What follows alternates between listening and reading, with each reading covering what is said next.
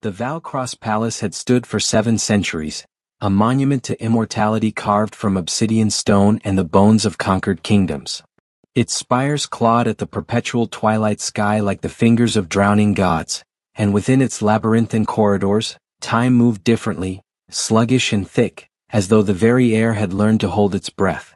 Tonight the palace was alive with whispers. Courtiers in silk and shadow gathered in clusters, their pale faces turned toward the grand hall where the Crimson Court would soon convene. They spoke in hushed tones of border skirmishes, of human rebellions in the eastern territories, of blood taxes and the thinning veil between their world and the mortal realm. Princess Seraphine Valcross moved through these corridors with the fluid grace of centuries, her footsteps silent against the cold marble floors. She was a vision of terrible beauty, porcelain skin that had never known the sun's touch, eyes like garnets soaked in wine, and hair that cascaded down her back in waves of midnight silk. Her gown, a masterwork of shadow and embroidery, bore the silver runes of her house: protection, dominion, eternity. The fabric whispered secrets as she walked, and the flickering crimson candles that lined the walls bowed their flames in deference to her passing. She had ruled the western provinces for 200 years, a princess born into power and molded by duty. Her father, the eternal king, had long ago retreated into his private chambers, leaving the governance of their immortal empire to his children. Seraphine had proven herself worthy, ruthless when necessary, strategic always, beloved by some and feared by most. She had learned early that mercy was a luxury their kind could ill afford, that compassion was a doorway through which enemies slipped knives into hearts that no longer beat. Yet tonight, as she made her way toward the throne room where matters of state awaited her verdict, something felt different. The air carried a weight she couldn't name, a pressure against her skin like the moments before a storm breaks.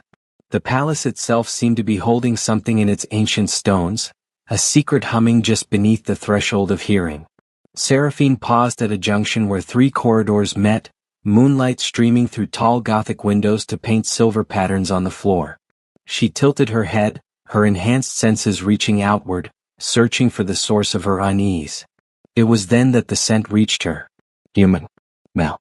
Leather and steel, sweat and determination, the bitter tang of old wounds and the sweeter notes of something else, something that made her dead heart remember what it had once felt to skip a beat. The scent was specific, intimate in its familiarity, and it struck her with the force of a physical blow. Her body froze mid-step, 1 foot hovering above the marble, her eyes widening as recognition crashed through her consciousness like a wave breaking against cliffs.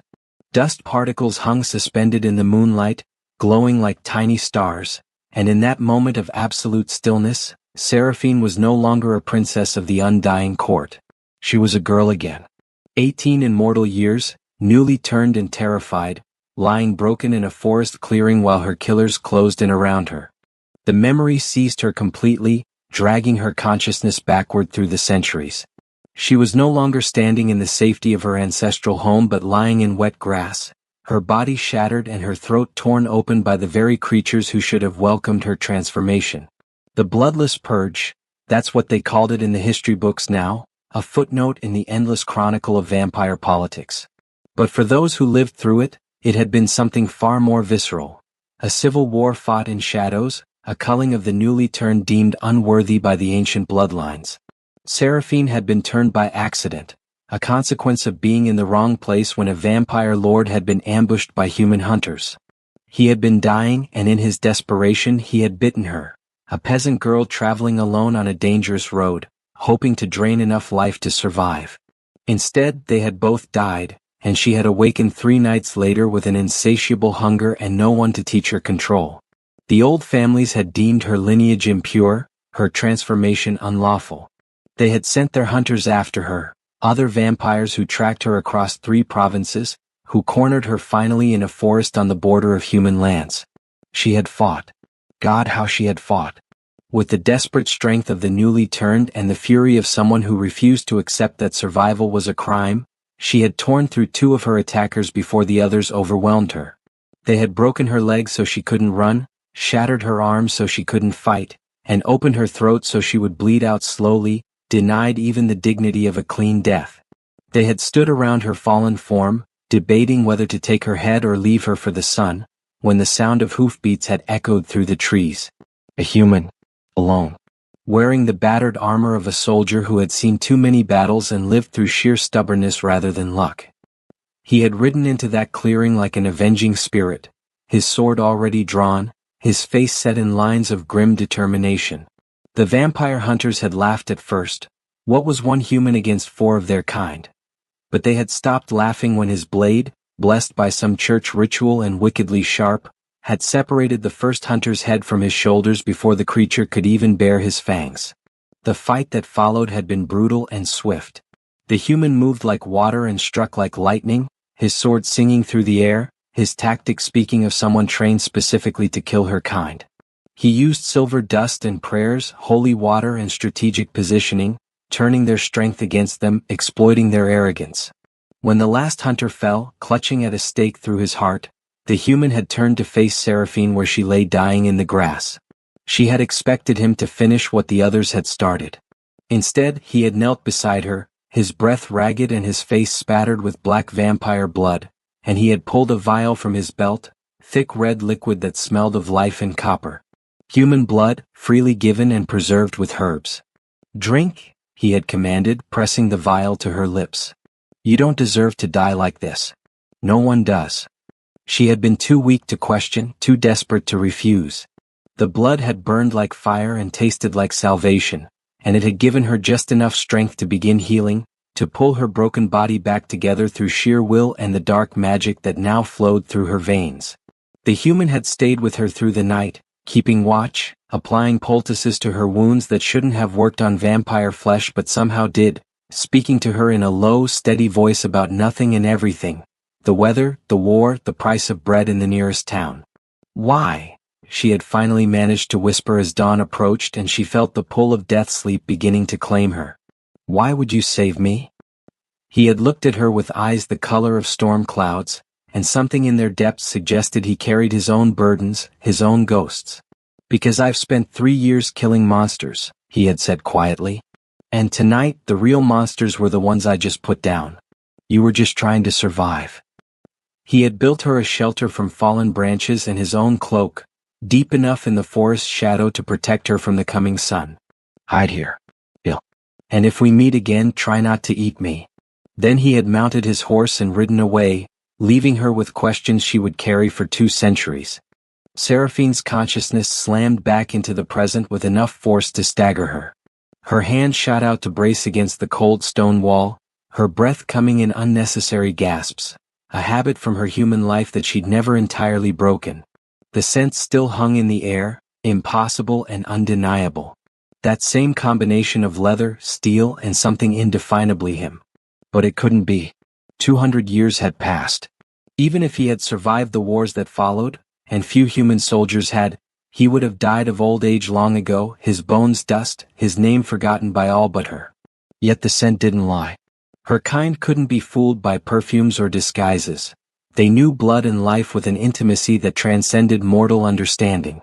This was him. Older perhaps. Changed by time as humans inevitably were. But unmistakably him. The man who had saved her life when he had no reason to, who had shown her that perhaps the divide between her kind and his was not as absolute as she had been taught.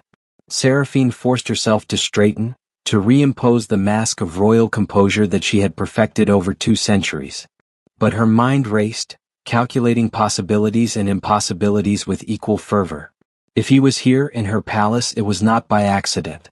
Humans did not simply wander into vampire strongholds. They were brought, usually as prisoners or blood servants, occasionally as ambassadors during times of tense peace. The current political climate was fractured.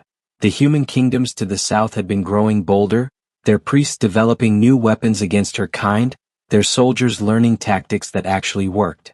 Several border fortresses had fallen in recent months, and whispers spoke of a new order of vampire hunters, led by someone who understood their enemy too well.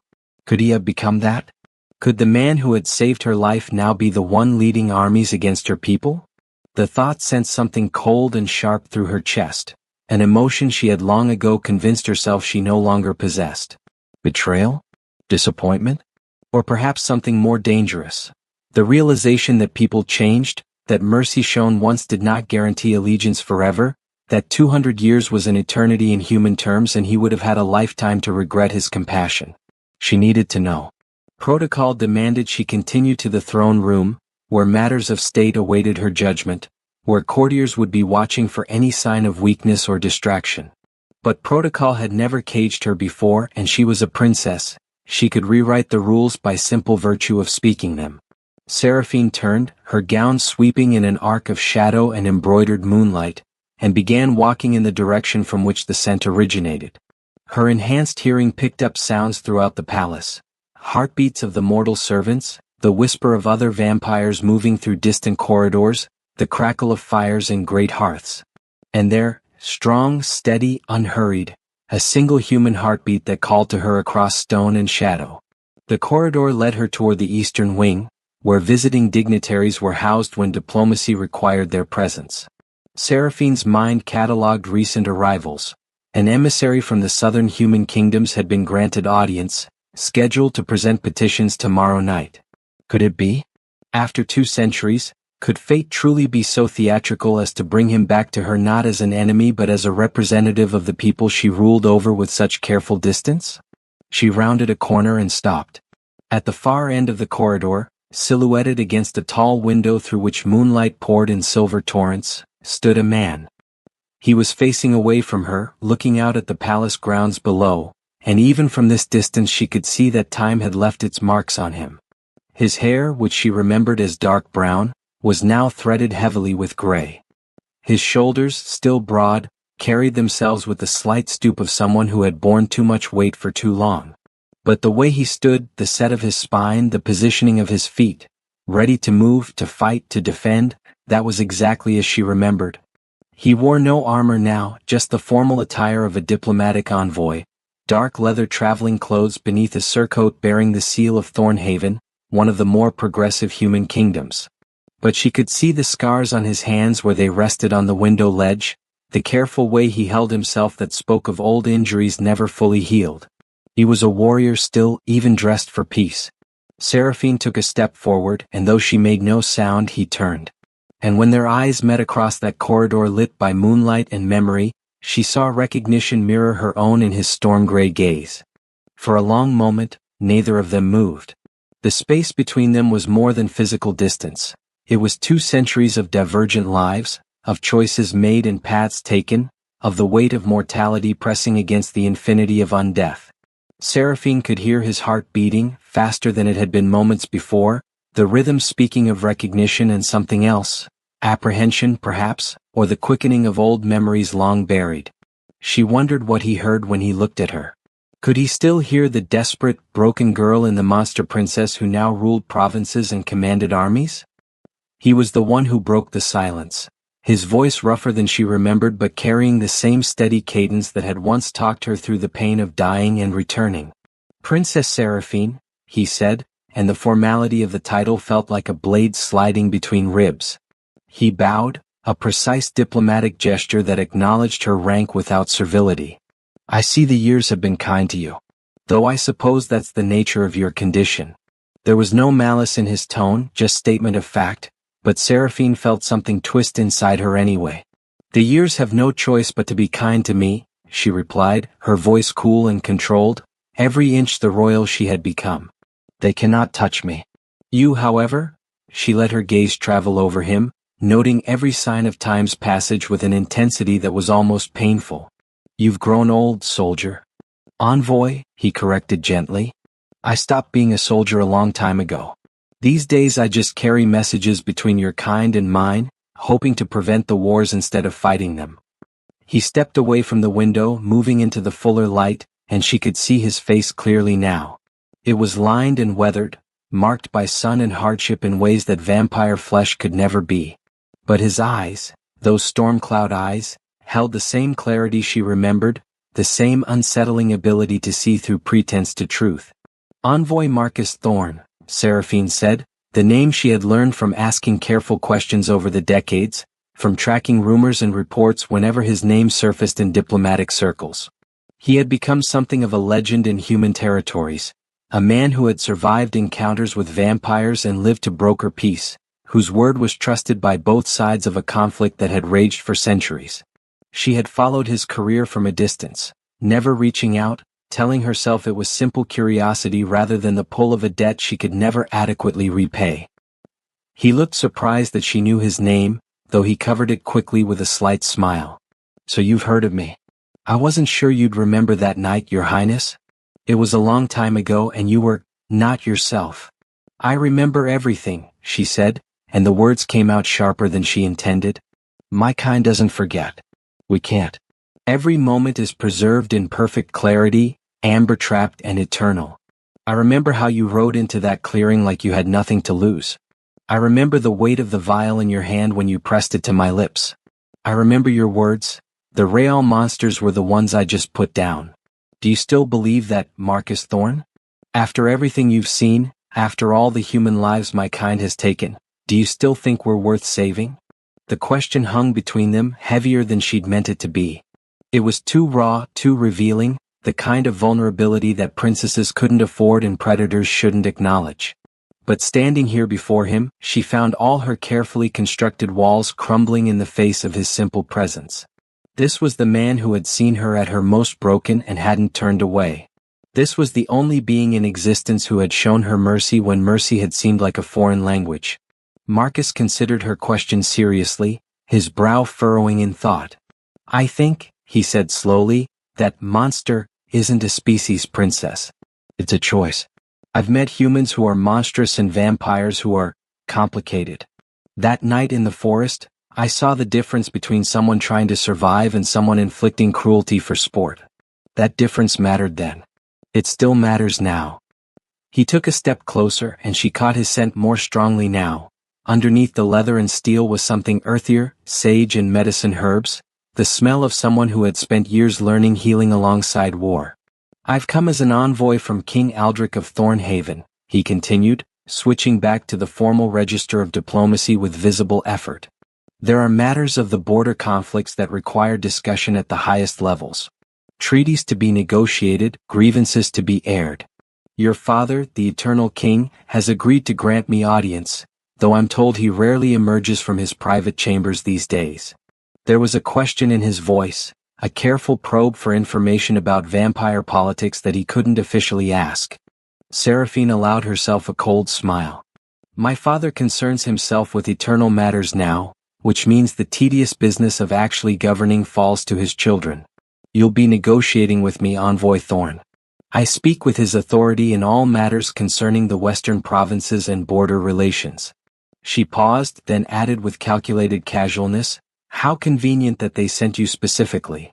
Did you request this posting, or was it simply fate's sense of irony?" "I volunteered," he admitted, and something in his eyes suggested there were layers to that simple statement. "When I heard Thornhaven was sending an embassy to the Valcross Palace, I argued that my experience made me the logical choice. I've dealt with your kind before. I know the protocols, the dangers, the delicate balance of respect and strength that keeps these meetings from becoming bloodbaths." He held her gaze steadily. "But I'd be lying if I said curiosity wasn't part of it. I've wondered, over the years, what became of the broken girl I left in that forest. Whether she survived. Whether she found whatever it is your kind calls a life." "I became this," Seraphine said, gesturing to herself, to the palace around them. "I survived because you gave me the chance, and then I clawed my way through 2 centuries of vampire politics until I had enough power that no one could ever hunt me again. I learned to be ruthless because mercy is a luxury that gets you killed in the immortal courts. I became exactly what those hunters feared I would be, powerful, dangerous, unkillable." She took a breath she didn't need, forcing herself to honesty.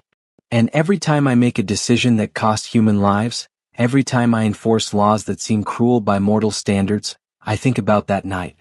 I think about what you showed me, that the divide between monster and person is thinner than either side wants to admit." Marcus nodded slowly, understanding, and something like sadness playing across his weathered features. "The weight of leadership," he murmured. "I know it. Not on your scale, perhaps, but I've given orders that sent soldiers to their deaths. I've negotiated treaties that saved thousands while sacrificing hundreds. The math of rule is never clean, princess. We do what we must and hope the balance tips toward more good than harm. They stood in silence then, the space between them charged with things unsaid. Around them, the palace continued its eternal rhythms. Courtiers moving through distant hallways, servants going about their duties, the endless machinations of immortal power. But in this corridor, under moonlight that painted everything in silver and shadow, Seraphine felt time collapse. She was simultaneously the princess she had become and the frightened girl he had saved, and the man before her was both the legendary envoy and the nameless soldier who had shown impossible mercy. "I need to know," she said finally, her voice dropping to something almost vulnerable. "Why did you really volunteer for this posting? Curiosity isn't enough to explain risking your life walking into a vampire palace. You're older now, slower. If things go wrong, you won't be able to fight your way out like you did in that clearing. So why come here? Why seek me out after all this time?" Marcus met her eyes, and in his gaze she saw a reflection of her own complicated truth. "Because I'm dying," he said simply, and the words hit her like a physical blow. "I have perhaps a year, maybe two. Old wounds reopening, organs failing. The price of a warrior's life eventually comes due. And I realized I didn't want to die without knowing what happened to you. Without seeing if that mercy I showed mattered, if it changed anything, or if you became just another immortal tyrant who forgot that she was once vulnerable and afraid." The admission hung between them, raw and honest. Seraphine felt something crack in her chest, a sensation she hadn't experienced in decades. "You came here to die," she whispered. "If negotiations go wrong, if the court decides you're an enemy, then at least I'll die having tried to build bridges instead of burning them," Marcus interrupted. "I'm tired, princess. Tired of wars that never end, of vengeance cycles that span generations, of the same conflicts playing out with different names and faces. If I have a year left, I want to spend it trying to make things better, even if it's just a little." He smiled, and it carried the weight of his mortality. "Besides, I figure I have at least one vampire who owes me a favor. If things go bad, maybe she'll remember that debt." "You should have more faith in your diplomatic skills," Seraphine said, but her voice was unsteady. She turned away from him, facing one of the tall windows, looking out at the eternal twilight that hung over vampire lands. "Tomorrow night, the formal negotiations begin. There will be other members of the court present. Old families, powerful bloodlines, vampires who see humans as nothing more than livestock. They will test you, push you, search for weaknesses. You'll need to be careful." "I'm always careful," Marcus said, moving to stand beside her at the window. "It's how I've survived this long." They stood together in silence, and the years between them seemed both vast and meaningless. Outside, the palace grounds stretched away into darkness, gardens planted with night-blooming flowers and carefully maintained by mortal servants who would never see sunlight again. It was beautiful in its way, Seraphine thought, but it was also a cage. Pretty bars wrapped around lives that could never be fully lived, either by the immortals who couldn't die or the mortals who served them. "I've missed this," Marcus said quietly, surprising her. "Having someone see me as just Marcus, not Envoy Thorn or the legendary soldier or the dying old man. You knew me before I became all those things. Before I had to be careful and diplomatic and constantly calculating. In that forest I was just a man doing what felt right, and you were just someone who needed help. There was a purity to it that I haven't felt since." Seraphine turned to look at him, really look at him, seeing past the gray hair and the lines and the weight of years to the core of who he had been and apparently still was. "I've missed being seen," she confessed. "Really seen, not as Princess Seraphine the political chess piece or Seraphine the vampire lord or Seraphine the unkillable. You saw me broken and helped me anyway. You didn't see a monster or a tool. You just saw someone who needed saving." She reached out, hesitated, then let her hand rest lightly on his arm. Through the fabric of his sleeve, she could feel the warmth of his living flesh, the pulse of blood through veins that would one day cease flowing. "Thank you," she said simply. "I never got to say that properly. Thank you for my life such as it is." Marcus covered her hand with his own, his skin weathered and scarred against her pale perfection. "You're welcome," he replied. "And for what it's worth, I'm glad you survived. I'm glad you became powerful enough to protect yourself. Even if it came with costs." The following night arrived with the inevitability of death itself, which, Seraphine mused, was appropriate given the subject matter of the coming negotiations. She had spent the day in death sleep, her consciousness suspended in that peculiar void where vampires dwelled during sunlight hours, but her last waking thoughts had been of Marcus and the impossible tangle of past and present his arrival represented. Now, as she prepared herself in her private chambers, she found her reflection, visible to her kind despite the myths, showing a face that betrayed nothing of the turmoil beneath. Her ladies-in-waiting, themselves vampires of lower bloodlines bound to her service, helped her dress in formal court regalia. The gown was a masterwork of intimidation and elegance. Midnight silk that seemed to absorb light rather than reflect it, embroidered with silver runes that spoke of her lineage and power, cut to emphasize both her beauty and the predatory nature underlying it. Her hair was arranged in an elaborate style that incorporated small rubies that looked like drops of fresh blood. Her wings, usually kept folded in casual settings, were fully displayed, vast expanses of midnight membrane stretched over elegant bone structure, marked with the same silver runes as her gown. "You seem distracted tonight, Your Highness," observed Lady Thessa, one of her senior attendants, as she fastened a choker of silver and black diamonds around Seraphine's throat. Thessa was old even by vampire standards, nearly 4 centuries, and possessed the unsettling ability to read emotions in a way that made her either an invaluable advisor or a dangerous liability, depending on one's perspective. "The negotiations will be complex," Seraphine replied neutrally, meeting Thessa's knowing gaze in the mirror. "The human kingdoms have been growing bolder. This envoy will have demands we may not be willing to meet." "The envoy," Thessa repeated, her tone suggesting layers of meaning. "The one who arrived last night. Marcus Thorne, isn't it? I've heard interesting things about him. They say he's killed more vampires than any hunter in 3 generations, yet he's also brokered more peace treaties than any diplomat in living memory. A contradiction of a man." "The best humans usually are," Seraphine said, standing and allowing the gown to settle around her. "Contradictions make them unpredictable. Unpredictable makes them dangerous." Thessa smiled, revealing delicate fangs. "Or interesting. When was the last time something genuinely interested you, Princess? Not challenged your power or threatened your position, but actually interested you as a person beneath the crown." The older vampire tilted her head, her ancient eyes seeing too much. "You've been the perfect princess for so long, ruthless, strategic, untouchable. Perhaps this human envoy is dangerous in ways that have nothing to do with politics." Seraphine felt a flash of annoyance that she carefully suppressed. Thessa was too valuable to rebuke, and besides, she wasn't wrong. "Ensure the throne room is prepared," she commanded, deflecting. "Full court attendance. I want the human to see the extent of what he's negotiating with. If he's here to broker peace, he needs to understand the power structures he's dealing with." "Of course, Your Highness." Thessa bowed, but her smile suggested she knew exactly what Seraphine was avoiding. The throne room of Valcross Palace was designed to inspire awe and terror in equal measure. Vast as a cathedral, its vaulted ceiling disappeared into shadow despite the hundreds of crimson candles and enchanted crystals that provided illumination.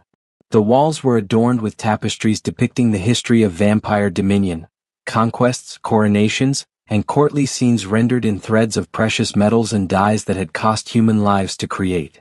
The throne itself sat on a raised dais at the far end, carved from a single piece of black obsidian and inlaid with silver veins that formed the words of ancient contracts written in languages predating human civilization. On either side of the throne room, the court had assembled. Vampire nobility in all their terrible beauty, ancient bloodlines wearing fashions from every era of their long existences, their eyes reflecting the candlelight like predators caught in torchlight. Lord Malachi, head of the War Council, stood in his archaic armor, a warrior from ages past who had never stopped fighting even after the wars ended. Lady Corvina, mistress of the blood trade, wore gowns of scarlet silk and smiled with the cruelty of someone who controlled the very substance that sustained their kind. Count Rathmore, scholar and strategist, observed everything with the detached interest of someone conducting a centuries-long experiment. And dozens more, princes and ladies, knights and courtesans, all of them powerful, all of them dangerous, all of them watching to see how their princess would handle this delicate negotiation. Seraphine took her position on the throne, arranging herself with perfect composure, her wings spread in a display that took up the entire width of the dais. She was power incarnate, immortality made manifest, every inch the princess born to rule. If she felt anything about the man who would soon be brought before this assembly, her face betrayed nothing. The great doors of the throne room opened with a resonance that echoed through the vast space. Marcus Thorne entered, flanked by 2 vampire guards but not restrained, a gesture of diplomatic courtesy that could be revoked in an instant if circumstances changed. He walked with steady confidence, his eyes adjusting to the dim illumination, taking in the assembled court with the practiced assessment of someone who had faced danger many times and learned to catalog threats quickly. He had dressed formally for the occasion, dark leather breeches and a tunic of deep forest green under a traveling cloak embroidered with the seal of Thornhaven. He wore no visible weapons, though Seraphine would have been surprised if he didn't have at least a silver knife hidden somewhere.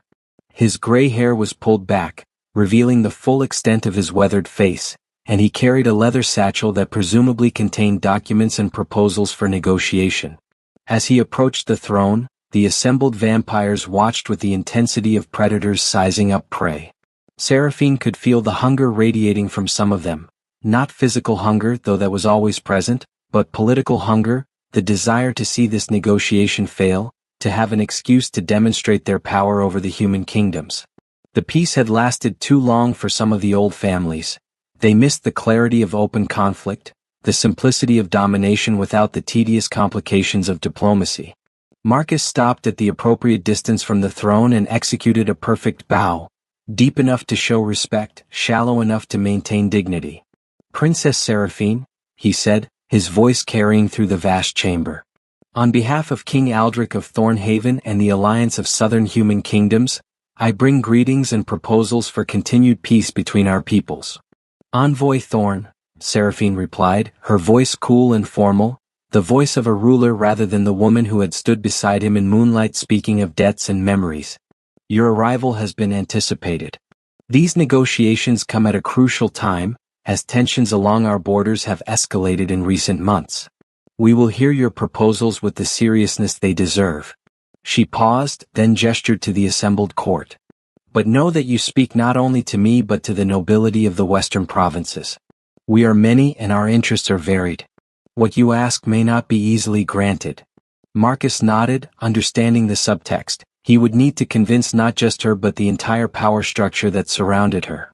"I understand, Your Highness. What I propose benefits all parties, though it will require compromise from both our kinds." Lord Malachi stepped forward from the assembly, his ancient armor creaking. "Compromise?" He spat the word like poison. "What would a human know of compromise? Your kind breeds like rats, spreading across lands that were ours long before your primitive kingdoms existed. You develop weapons specifically designed to kill us, you train hunters who slaughter our people, and then you come here speaking of compromise." His voice rose with each sentence, echoing through the chamber. "We should drain this one dry and send his body back as our response to their proposed negotiation." Several vampires murmured agreement, and Seraphine felt the mood of the court shift toward something dangerous. This was exactly what she'd feared. The old bloodlines, particularly those on the War Council, saw humans as beneath them, incapable of true negotiation. To them, Marcus was not an envoy but prey that had walked willingly into their domain. Marcus didn't flinch. Instead, he met Malachi's gaze directly, and when he spoke, his voice was steady. "What I know of compromise, Lord Malachi, is that it's the only reason any of us are still alive. Yes, humans breed quickly, it's the nature of mortality to reproduce, to try to leave something behind before death claims us. Yes, we develop weapons against your kind, because from our perspective, you are immortal predators who see us as food. But consider this. If humans and vampires had gone to total war, all-out conflict with no restraint, how many of us would remain? How many of you would remain? Your kind may be stronger individually, but we outnumber you 1,000 to 1. The wars of the last century proved that neither side can achieve total victory without destroying everything worth fighting for." The throne room fell silent. Several vampires looked affronted, but others, older, wiser ones like Count Rathmore, nodded slightly in acknowledgement of the point. Marcus continued, addressing the entire assembly now rather than just Malachi. I come here not to beg for mercy or to demand concessions from a position of strength.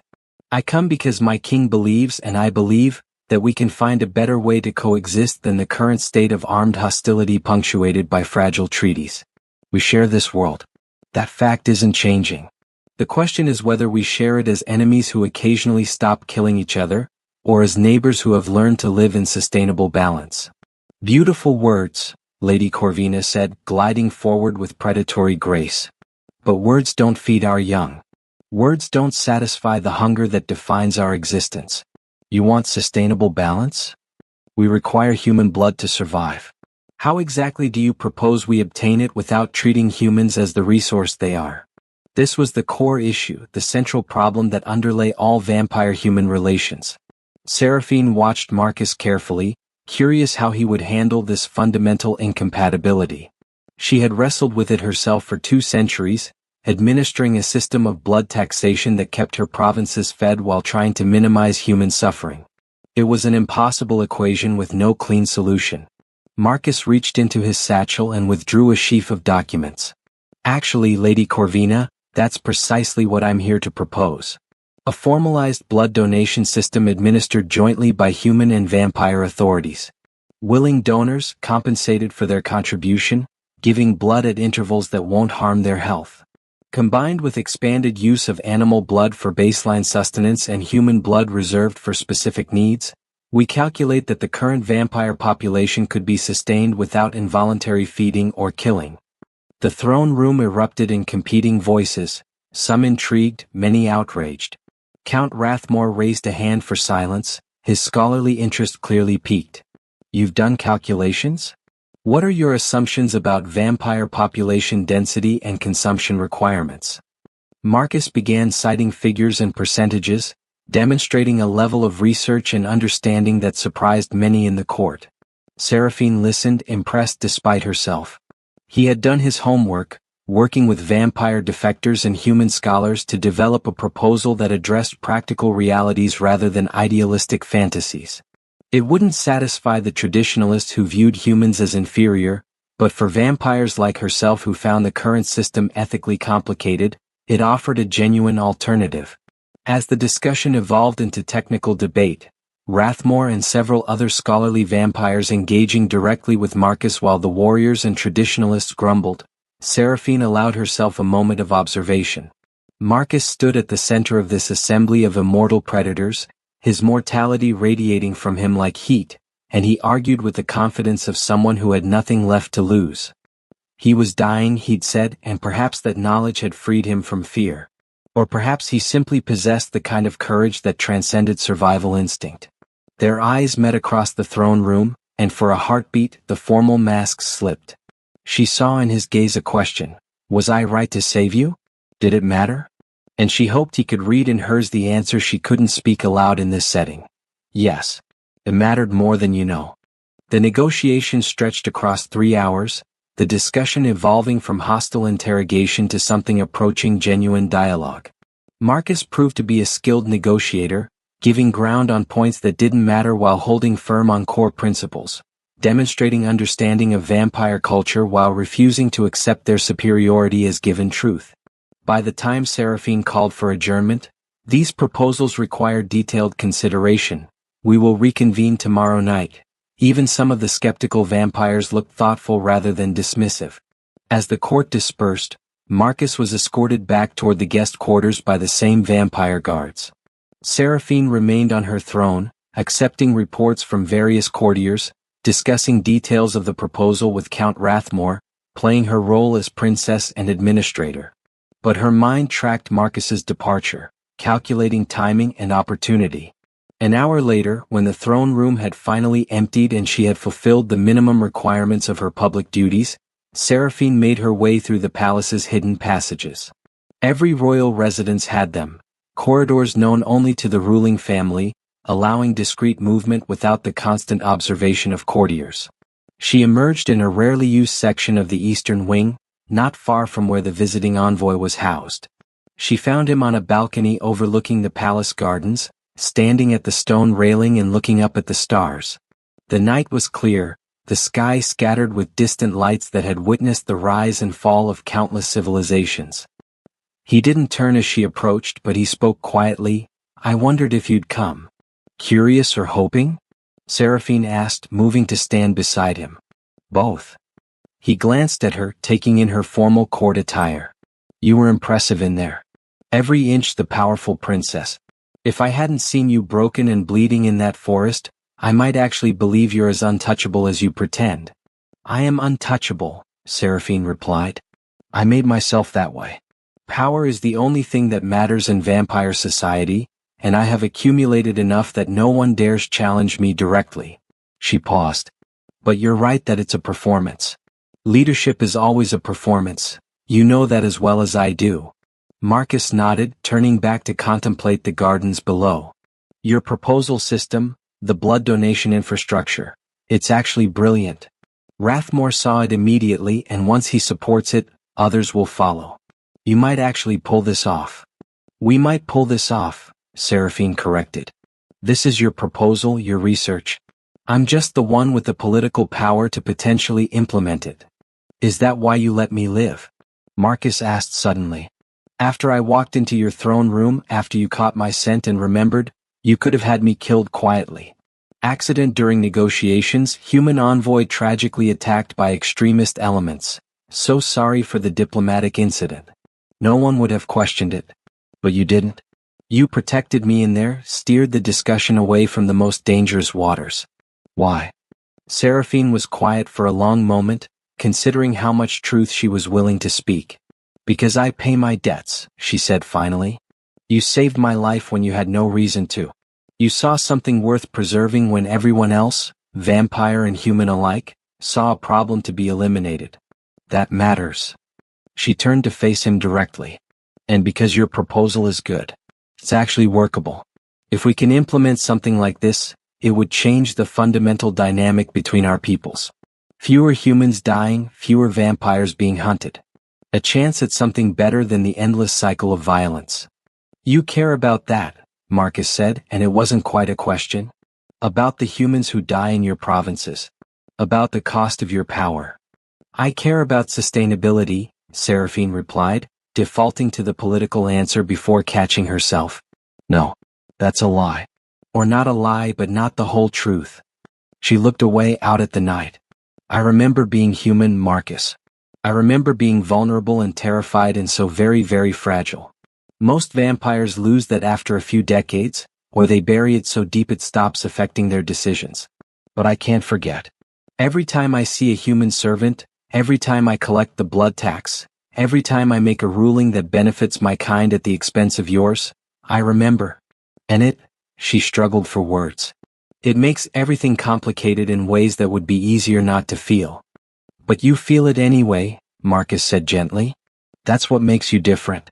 That's what makes this possible." He reached out and took her hand, his warm mortal flesh against her cool immortal skin. "You asked me last night if saving you mattered, if it changed anything. This is the answer. You have the power to change the entire system, to shift how vampires and humans interact. Not because I saved you, that was just a catalyst. But because you chose not to let the cruelty you experienced turn you cruel. You could have become like those hunters who tried to kill you, perpetuating the same cycle. Instead, you became someone who might actually break it." Seraphine looked at their joined hands, struck by the contrast. His scarred and weathered, hers perfect and unmarked. "You have more faith in me than I have in myself," she murmured. "What if I can't do it? What if the old families block me, or what if the system fails, or what if—" "Then we try something else," Marcus interrupted. "You don't have to be perfect, Seraphine. You just have to try. That's all any of us can do, try to make things a little bit better, to leave the world slightly less broken than we found it." He smiled, and it carried the weight of his approaching mortality. "I have maybe a year left. 2 if I'm lucky. I'd like to spend that time knowing I tried to build something that might last beyond me. And I can't think of a better partner in that effort than the broken girl who became a princess powerful enough to change the rules." They stood together in the darkness, looking out at a world that belonged to neither of them fully, too human for vampire society, too vampire for human acceptance, caught between two worlds and trying to build a bridge from the middle. Above them, the stars wheeled in their ancient patterns, indifferent to the small dramas of mortals and immortals alike.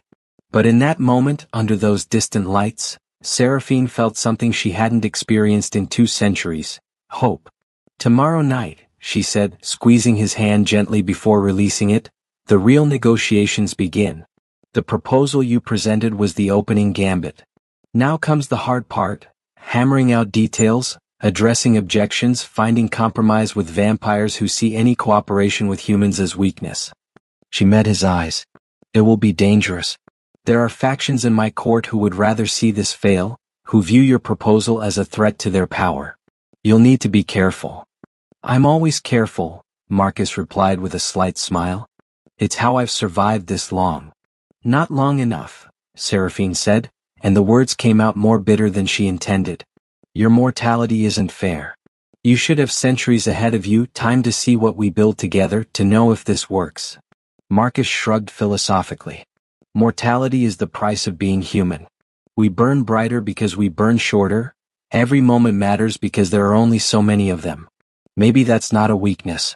Maybe it's what makes us valuable, what gives us perspective that immortals lack." He looked at her seriously. "You have eternity, Seraphine. Use it well. Make it count.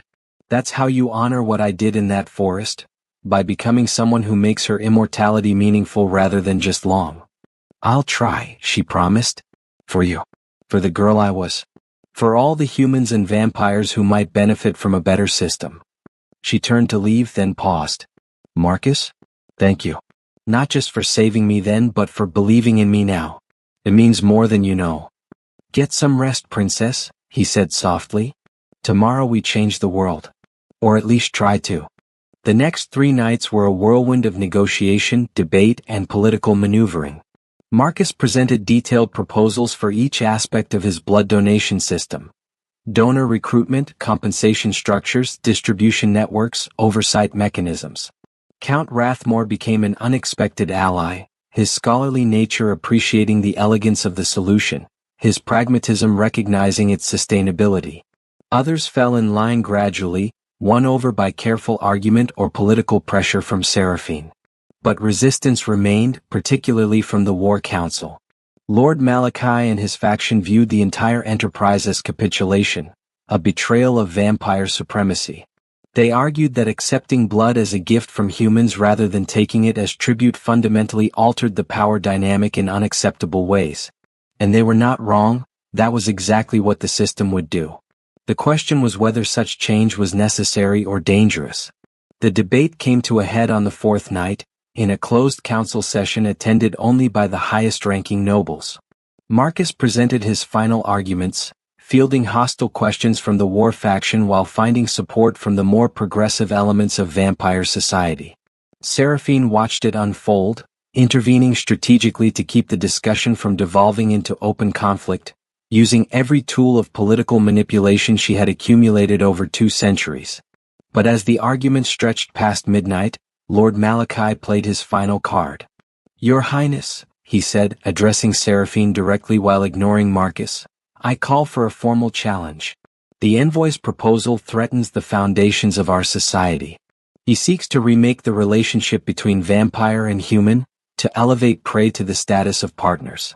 This is unacceptable. I invoke the right of blood trial." The council chamber fell silent.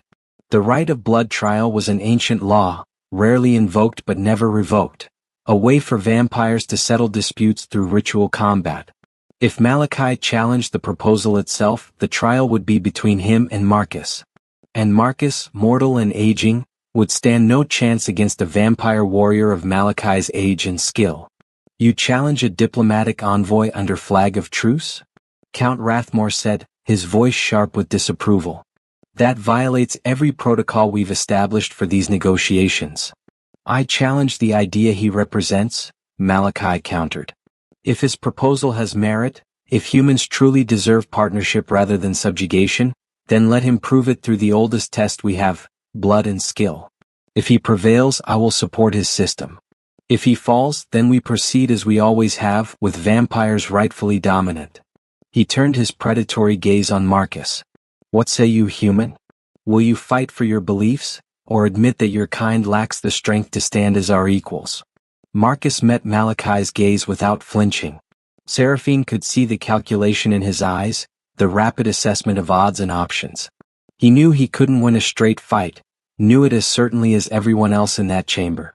But refusing the challenge would undermine everything he'd worked for, make him look weak, give the war faction ammunition to use against the proposal.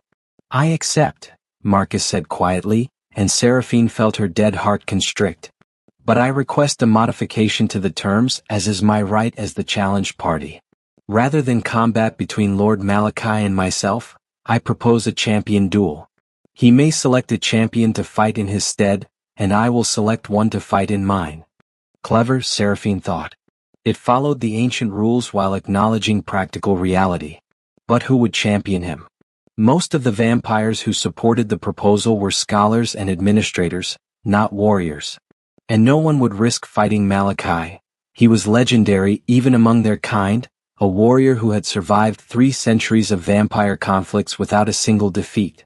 "I will champion the envoy's cause," Seraphine said, standing from her seat at the head of the council table. The words were out before she fully processed them, instinct overriding careful calculation. Every eye in the chamber turned to her. "As princess of the western provinces and chief negotiator of these talks, I have the greatest interest in seeing them succeed. If Lord Malachi wishes to challenge the proposal through blood trial, he will face me." The chamber erupted in shocked murmurs. Malachi looked equally surprised and pleased. This was even better than he'd hoped. If he defeated Seraphine, he wouldn't just kill the proposal. He'd remove a political rival and potentially open the way for the War Council to seize greater power. If she somehow defeated him, the proposal would proceed with the backing of the princess herself, her authority reinforced by victory. "Princess," Marcus said urgently, stepping toward her, "you don't have to." "Yes, I do," Seraphine interrupted, meeting his eyes. "You came here knowing you might die. You volunteered for this mission despite your failing health because you believe in what we're building. I won't let your courage be wasted on political games." She turned back to Malachi. "I accept your challenge on behalf of Envoy Thorn's proposal. The duel will take place tomorrow night in the Court of Blood, under traditional rules. Do you agree to these terms?" Malachi smiled, showing fangs. "I agree, Your Highness. May the stronger prove their truth." After the council session ended, Marcus followed Seraphine back to her private chambers despite the impropriety. She dismissed her attendants with a gesture, leaving them alone in the sitting room that adjoined her bedroom. "You shouldn't have done that," Marcus said immediately. "Malachi is dangerous. He's been fighting since before you were born." "I've been fighting for 200 years, Seraphine replied, pouring herself wine from a decanter. She could drink it, though it provided no sustenance, and tonight she needed the ritual of it. "I'm not inexperienced, Marcus." "But are you his equal?" Marcus pressed. "I know you're powerful, but this is ritual combat against a warrior vampire. The stakes." "I know the stakes." Seraphine snapped, then took a breath to compose herself. "I'm sorry. I know you're concerned. But there was no other choice. If you had fought him directly, you would have died. If I had let the challenge stand unanswered, the proposal would have been defeated through intimidation. This was the only move that kept everything in play. At the cost of risking your life," Marcus said quietly, "which you saved by hiding and healing for 2 centuries, only to throw away in a political duel." "I'm not throwing it away," Seraphine said, moving to stand before him. "I'm using it. What good is immortality if I'm too afraid to risk it for something that matters? You taught me that, Marcus, in that forest. You risked your life for a stranger because it was the right thing to do. Well, this is the right thing. This proposal could save thousands of lives, human and vampire. It's worth fighting for. It's worth dying for if necessary."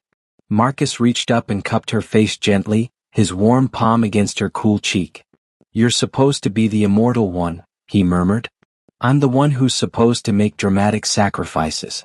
That was the plan. Despite the tension, Seraphine laughed. "Plans change. You of all people should understand that." "Promise me something," Marcus said seriously. "Promise that you'll fight to win. Not to die nobly, not to make a statement, but to actually win. Because I need you alive, Seraphine." Not for the proposal. That matters, but not as much as you do. I need you alive because you're the proof that mercy matters, that saving someone can change everything. You're the reason I still believe in this work." His voice dropped to barely a whisper. "And because I've grown quite attached to you in these few short days. I'd like my remaining time to include more conversations on balconies, more moments of actually being seen." Seraphine felt something break open in her chest, a sensation she'd thought she'd locked away forever. "I promise," she said. "I'll fight to win. I'll survive this. And we'll have those conversations, Marcus. All the time you have left, we'll spend it building something that lasts beyond us both." He pulled her close then, and she let herself rest her head against his shoulder, breathing in his scent, leather and steel and mortality. For someone who had lived 2 centuries as predator, as ruler, as the unkillable princess, it felt strange and wonderful to simply be held by someone who knew her, really knew her, and cared despite or because of all she had been and become.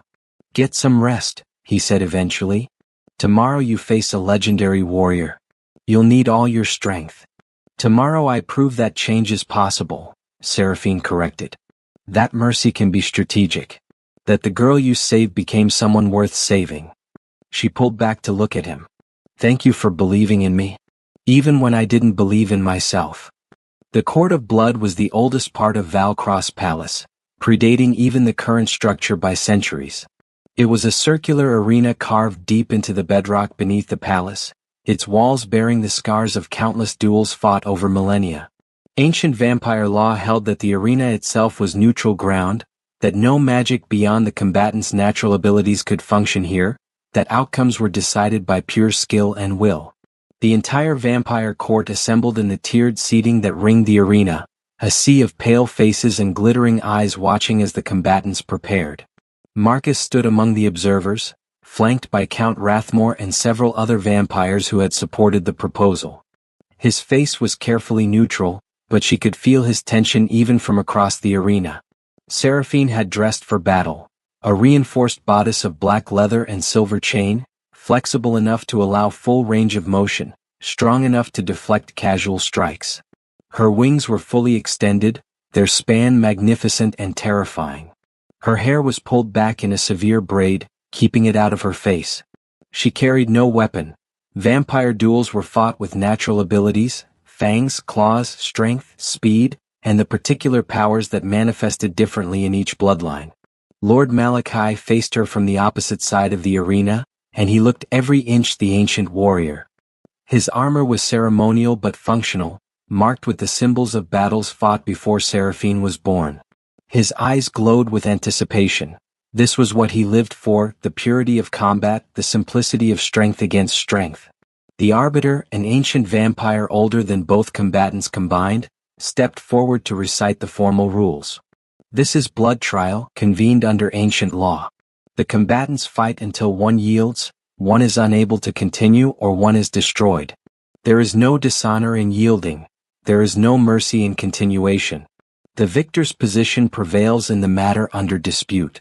Do both combatants understand and accept these terms?" "I accept," Seraphine said clearly. "I accept," Malachi echoed, his voice eager. "Then let blood trial begin." Malachi moved first, closing the distance between them with the supernatural speed that made vampires apex predators. Seraphine launched herself upward, her wings catching air and lifting her above his strike. From above she dove toward him, claws extended, aiming for his exposed back. But Malachi was ancient and experienced. He spun, caught her ankle mid-dive, and used her own momentum to slam her into the arena floor. Stone cracked under the impact. Pain exploded through Seraphine's back, but she rolled with it, using the motion to escape his follow-up strike. His clawed hand tore through the space where her throat had been a heartbeat before. She came up in a crouch, wings spread for balance, reassessing. He was faster than she'd anticipated, his combat instincts honed by centuries. They circled each other, looking for openings. The assembled court watched in absolute silence. This was more than political theater now, more than a dispute over policy. This was vampire nature made manifest, the predatory grace and deadly beauty that defined their kind. Seraphine could feel the weight of their attention, the hunger in their observation. They wanted blood. She intended to give them Malachi's. She feinted left, then struck right, her claws raking across his armored chest. The armor held, but the force of the blow staggered him back. She pressed the advantage, unleashing a flurry of strikes, high, low, spinning with her wings to add momentum to each attack. Malachi defended, blocking and parrying, giving ground but not breaking. Then he caught her wrist mid-strike and pulled her close, his fangs descending toward her throat. Seraphine brought her wing around like a shield, the tough membrane taking the bite that would have severed her neck. Pain lanced through her as his fangs tore through the wing, but it gave her the opening she needed.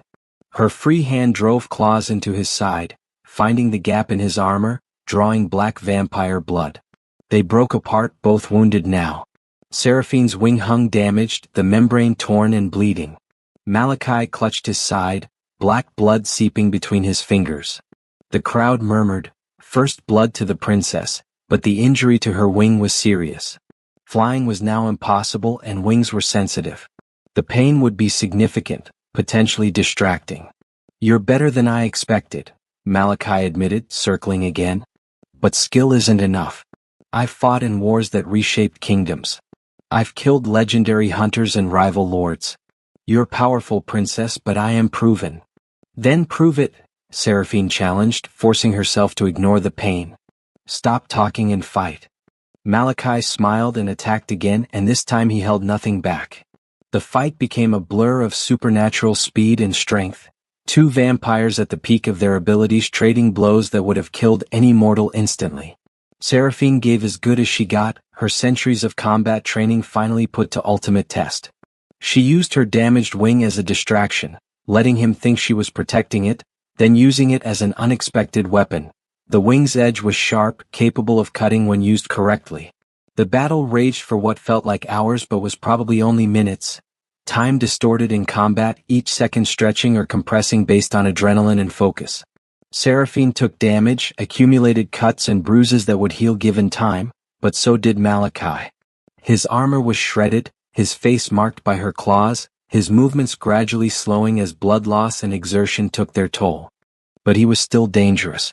In a desperate gambit, he caught both her wrists and pulled her close, his fangs descending toward her throat again. Seraphine couldn't pull free. His strength, even wounded, was immense. She did the only thing she could. She headbutted him with all the force she possessed, vampire bone against vampire bone.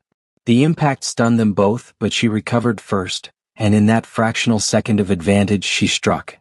Her hand, claws extended and driven by 2 centuries of anger and determination, pierced through the gap in his armor and found his heart. Not to destroy it, that would mean his death, but to grip it, to hold it, to make the threat absolutely clear. "Yield," she commanded, her voice harsh with exertion and pain.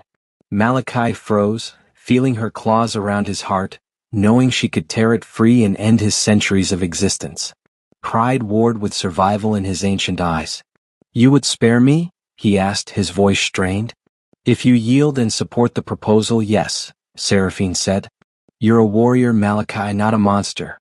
You fought for what you believed was right. I can respect that. But the world is changing. We must change with it or be destroyed by our own rigidity. Yield. Support a better way. Prove that vampires can evolve beyond pure predation." For a long moment the outcome hung in balance. Then Malachi spoke the words that would seal the proposal's fate. "I yield. The princess has proven her strength. I will support the envoy's proposal." Seraphine withdrew her hand carefully, stepping back. The arbiter stepped forward immediately. "Blood trial is concluded. Princess Seraphine Valcross is victorious. Let the record show that Lord Malachi has yielded with honor and pledged support to the matter in dispute." The court erupted in mixed reactions.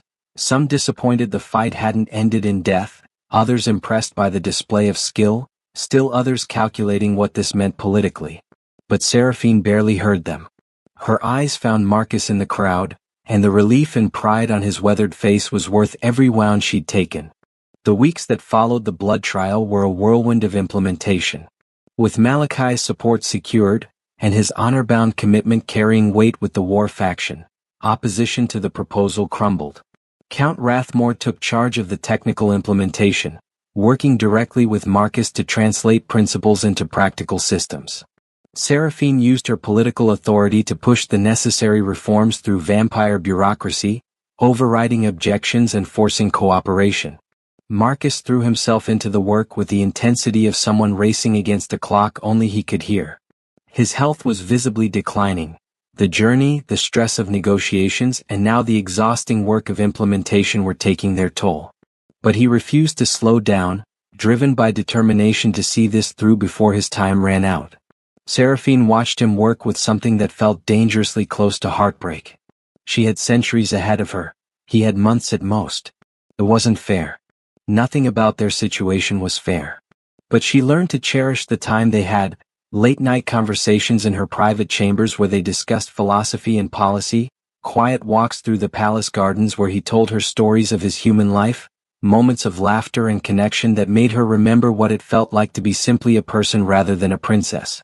3 months after the blood trial, the first blood donation center opened in a border town, a joint venture staffed by both human and vampire administrators, offering fair compensation to donors and regular supply to vampire communities. It was small, experimental, constantly adjusted as they learned what worked and what didn't. But it was working. Humans came to donate voluntarily, vampires received the sustenance they needed without killing, and slowly, carefully, a new relationship began to form between the species. Marcus was there for the opening ceremony, looking pale and thin but smiling with genuine joy. "We did it," he said to Seraphine as they watched the first donor go through the process. "It's real. It's actually working." "You did it," Seraphine corrected. "This was your vision, your research, your determination." "Our victory," Marcus insisted. "You fought for this. Literally fought. And you won because you believed it was worth fighting for." He took her hand, his grip weaker than it had been months ago. "Promise me you'll keep pushing this forward. Expand it to other provinces, other kingdoms. Make it the standard, not the exception. Promise me this won't die when I do." "I promise," Seraphine said, fighting the tightness in her throat. "This will be your legacy, Marcus. Long after you're gone, this system will be saving lives. Your name will be remembered." "I don't care about being remembered," Marcus said quietly. "I care about making things better. The rest is just ego." He looked at her seriously. "I need to tell you something. I should have said it weeks ago, but I was afraid it would complicate things, make the work harder." He took a breath. "I love you, Seraphine. Not the princess, not the vampire lord, not the political ally. The person who survived when she should have died, who kept her humanity when she became a monster, who fights for what's right even when it's dangerous. I love you, and I need you to know that before I'm gone." Seraphine felt tears, actual tears, well up in her eyes. She hadn't cried since her transformation, hadn't thought she still could. "I love you too," she whispered. "I have since you gave me that vial and told me I deserved to live. You were the first person to see me as worthy of saving, and I've spent 2 centuries trying to be the person you believed I could be." She touched his face gently, memorizing the lines and weathering, storing this moment in her perfect memory. "It's not fair. We have so little time." "Then let's make the most of it," Marcus said, pulling her close. "Whatever time I have left, let's fill it with this. With us. With building something beautiful out of a broken world." Marcus died on a spring evening, 6 months after the first blood donation center opened. 18 more centers were operational across 3 provinces by then, with plans for 40 more in development. The system he had envisioned was becoming reality, fundamentally changing the relationship between vampire and human society. He had lived just long enough to see his dream take root. Seraphine was with him at the end, holding his hand in a guest chamber of Valcross Palace that had become his permanent residence. He had been too weak to travel for weeks, his body finally succumbing to the accumulated damage of a warrior's life and the relentless progression of illness. But he had remained lucid, spending his final days in conversation with her, sharing stories and wisdom, making plans for the future he wouldn't see.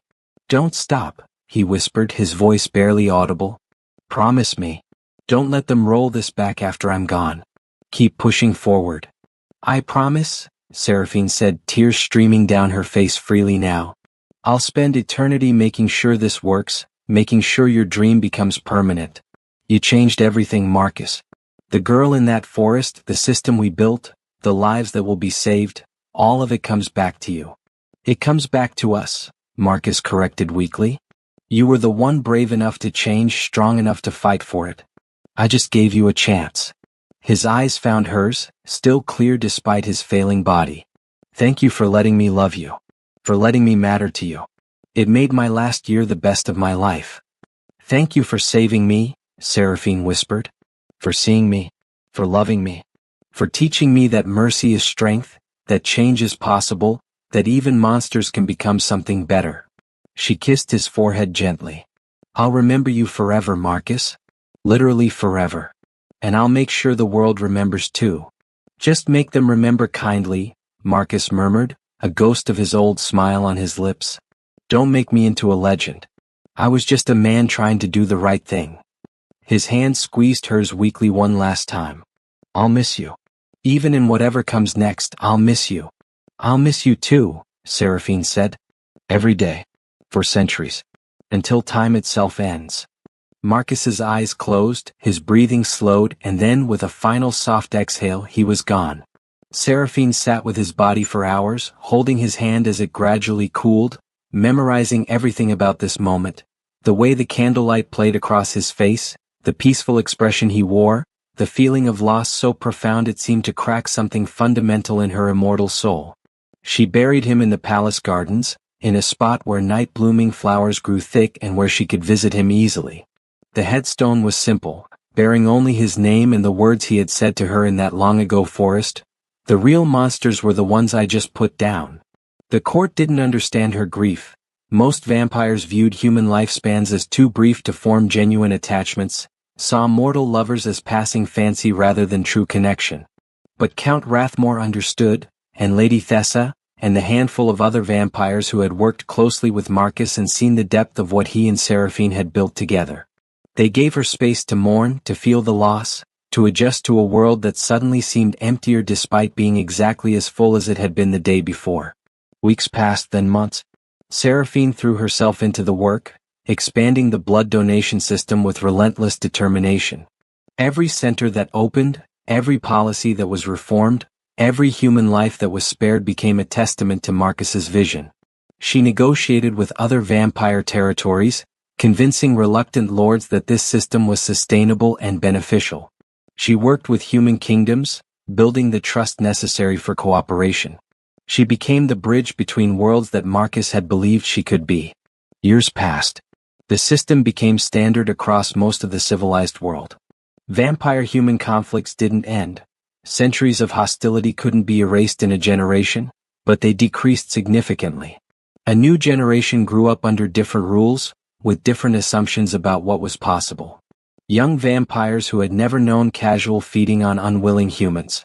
Young humans who had never lived in absolute terror of the night. It wasn't perfect, but it was better. Measurably, significantly better. Decades passed. Seraphine remained princess of the western provinces, her authority unchallenged, her reputation as both warrior and reformer legendary. She never took another lover, never let anyone as close as she had let Marcus. Some called her cold, married to her duty. Others understood that when you loved someone mortal and immortality was your curse, you learned that some connections only happened once. A century passed. The donation system was so entrenched it was simply how things worked, no longer controversial or experimental but accepted reality. New conflicts and new problems had emerged. Immortality and mortality coexisting was complicated in ways Marcus and Seraphine had never anticipated, but the foundation they had built held strong. 2 centuries passed, bringing Seraphine to her 4th century of existence. She stood in the palace gardens one evening, at the spot where she had buried Marcus's body so long ago. The grave was immaculate, she tended it herself, never letting servants touch it. Night-blooming flowers surrounded the simple headstone, and moonlight painted everything in silver.